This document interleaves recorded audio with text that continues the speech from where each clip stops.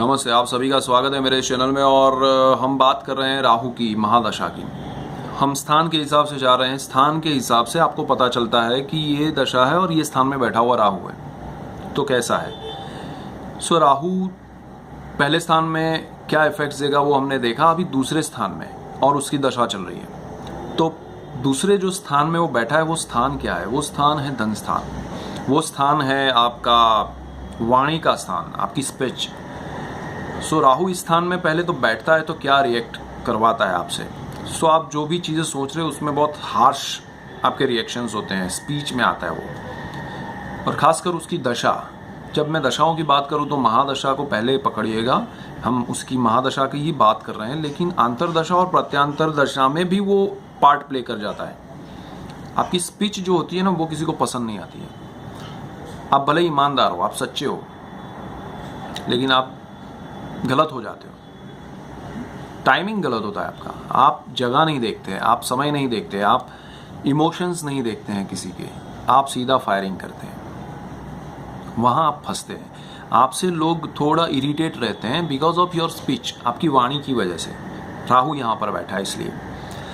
उसकी दशा में वो राहु आपको और नेगेटिव बना देता है। आपकी बोली हुई कोई बात किसी को अच्छी नहीं लगती। आपके आसपास में जो भी लोग होते हैं वो आपसे रिश्ता तोड़ने की, मतलब टूट जाते हैं, तोड़ने की कोशिश नहीं, टूट जाते हैं। वो आपका जो भी बिहेवियर होता है उस समय वो ऐसा ही हो जाता है कि वो रिश्ते टूटते रहते हैं। और दूसरी एक बात कि यहाँ पर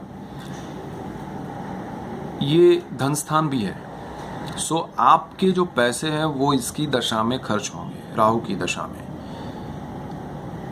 ये मैंने जैसे अपने एक वीडियो में समझाया भी है कि धन स्थान है वो धन संचय का स्थान है। यहाँ से आपको पैसे आएंगे ऐसा नहीं है।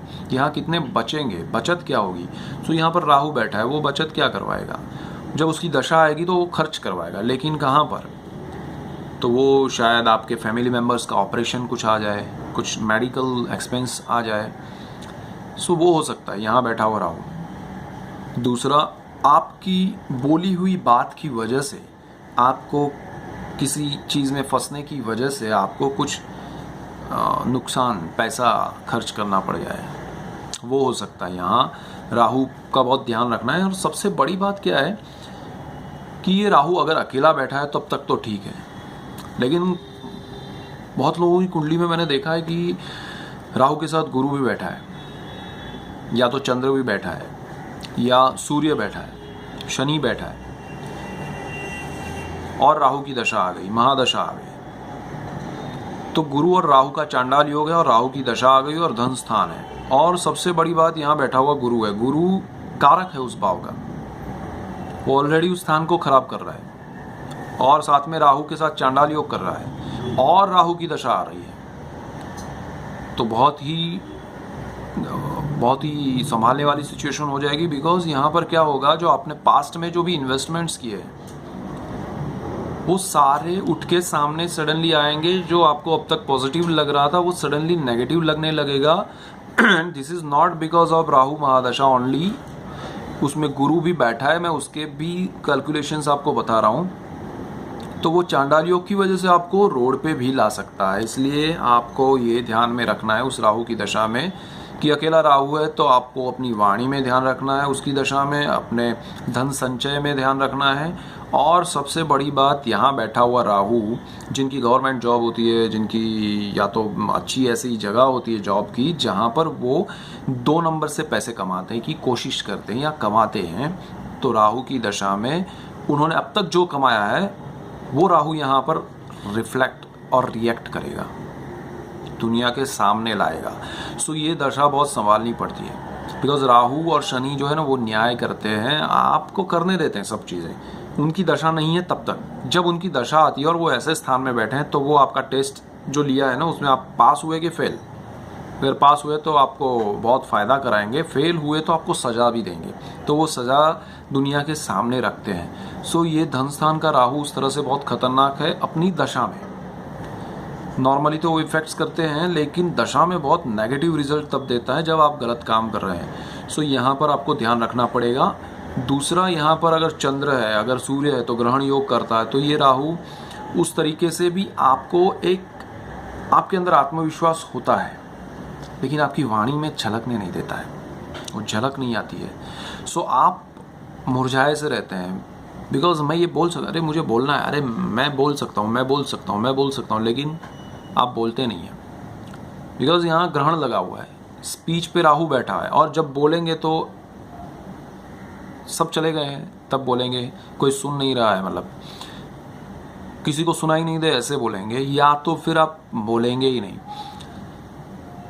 मन ही मन में रहेंगे। सो ये राहु एक घुटन देता है और उसकी दशा में ये घुटन बढ़ती जाती है। सो यहाँ पर आपको ये सब चीज़ें मैं इसलिए बता रहा हूँ कि ये धन और वाणी को कैसे आपको उपयोग करना है राहु की दशा में, और खासकर राहु वहाँ बैठा है दूसरे स्थान में। तो आप उस समय में जब राहु की दशा आने वाली है, आप अपना जो पैसा है, अपना जो धन है, वो अपने परिवार के ऐसे सदस्य के नाम कीजिए जो आपका करीबी हो, जो आपका वाइफ हो या फादर हो, मदर हो, जिस पे आप सबसे ज़्यादा ट्रस्ट करते हो, आपके बच्चे हो या जो भी है, उनके नाम कीजिए। तो वो जो प्रॉपर्टी आपकी जाने वाली है राहु की दशा में, वो चली जाती है आपके हाथ से, उनके पास चली जाती है। But you have to check their कुंडली ऑल्सो, उनकी कुंडली देखनी पड़ेगी कि उनकी कौन सी दशा चल रही है, उनके ग्रह कैसे हैं, वरना ऐसा नहीं हो कि आपके हाथ से गए, उनके हाथ से सीधे सीधे निकल गए, तो आप दोनों लटकते रह गए, हाथ खंगालते गए, अरे कुछ नहीं बचा।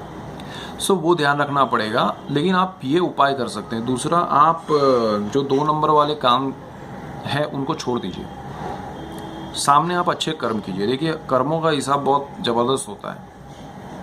तो मैं ये कहूँगा कि ऐसे राहु वालों को जो गरीब होते हैं, जिनको खाने के मतलब वांदे होते हैं, उनको होता नहीं है, एक वक्त खाया या नहीं खाया, फिर दूसरे वक्त क्या होगा, तो ऐसे लोगों को आप खिलाइए, जाकर दीजिए, खुद दीजिए, तो आपको ये राहु फायदा कराएगा, आपको थोड़ी शांति मिलेगी, वो राहु आपको थोड़ा बेनिफिट देगा। ऐसे बहुत सारे एग्जाम्पल्स है, बड़े बड़े लोग बड़े बड़े कांड में से छूटे हैं, राहु की वजह से गए अंदर, राहु की वजह से ही बाहर आए हैं। ये एक हकीकत है कि राहु की दशा में आप बुरे काम जो किए उसके फल मिलने शुरू होते हैं, और उसी राहु की दशा में आप ऐसे काम करते हो तो वो अच्छे बन के आपके सामने आते हैं, और वही राहु, और कोई नहीं, ना कोई और ग्रह, ना कोई और, वही राहु आपको उसके पॉजिटिव रिजल्ट्स देता है। सो वो अच्छे काम कीजिए आप जो राहु के एरिया में आते हैं। अब यहाँ पर कौन से ग्रह बैठे हैं उसके साथ, उसको कौन देख रहे हैं, और क्या कॉम्बिनेशंस है, उनकी दशा, अंतरदशा, प्रत्यांतर दशा भी देखिए राहु में। सो राहु की दशा में वो ग्रह के कैसे गुण हैं, राहु के साथ कैसे जुड़े हुए हैं, क्या पॉजिटिव है, क्या नेगेटिव है। राहु जिस धन स्थान में बैठा है, लेकिन उसका मालिक कौन है, और वो उच्च का है, नीच का है, कैसा है, राहु के लिए कैसा है, राहु के साथ उसके संबंध क्या है, वो पॉजिटिव है, मित्र है, शत्रु है, क्या है। अगर वो आपने समझ लिया तो राहु की दशा में वो ग्रह की अंतरदशा, प्रत्यांतर दशा आ रही है, वो कैसी होगी वो आपको समझ में आएगा। तो आप उसके बेनिफिट उठा सकते हैं, आप उससे बच सकते हैं, आप उसका ख्याल रख सकते हैं। दूसरा, आपकी स्पीच पे ख्याल रखिएगा। राहु की दशा में हो सके तो कम बोलिएगा, और राहु की दशा में आप महादेव की पूजा करेंगे, बहुत अच्छा रहेगा। और राहु की दशा में आप जितना लोगों को भगवान के नाम से रिएक्ट करेंगे कि भाई किसी को आप बुरा नहीं बोल सकते हैं, अगर कोई काला है तो आप काला नहीं करेंगे, आप उसको कहेंगे भाई आप तो कृष्ण जैसे हो, तो उसको अच्छा लगेगा और आपने बोल भी दिया। सो राहु ये स्पीच पे आपको ज़रा काम करना पड़ेगा दशा में खासकर। सो राहु की दशा 2nd हाउस के लिए बहुत इंपॉर्टेंट है। अगर चल रही है तो पास्ट चेक कीजिए, फ्यूचर में क्या करना है उसके हिसाब से प्लान कीजिए, आपको बहुत फ़ायदा होगा। और अगर नहीं किया तो राहु आपको कहीं और ले जा सकता है, थोड़ा ध्यान रखिएगा। और राहु के फील्ड क्या है वो आप सोचिए। राहु यानी छाया ग्रह है, भ्रम है। सो जो चीज़ें छाया है, जो भ्रम है, उनको पकड़ के चलिए और उस हिसाब से आगे बढ़िए। कॉम्बिनेशन के ग्रह के पॉइंट्स पकड़िए और राहु की दशा में क्या फ़ायदा उठा सकते हैं वो चलिए आप पकड़ के। So that's it. राहु के बारे में, दशा के बारे में आगे तीसरे स्थान में हम जाएंगे नेक्स्ट वीडियो में। So keep watching Chirag astrology. Thank you for watching और आपको all the best. Thank you.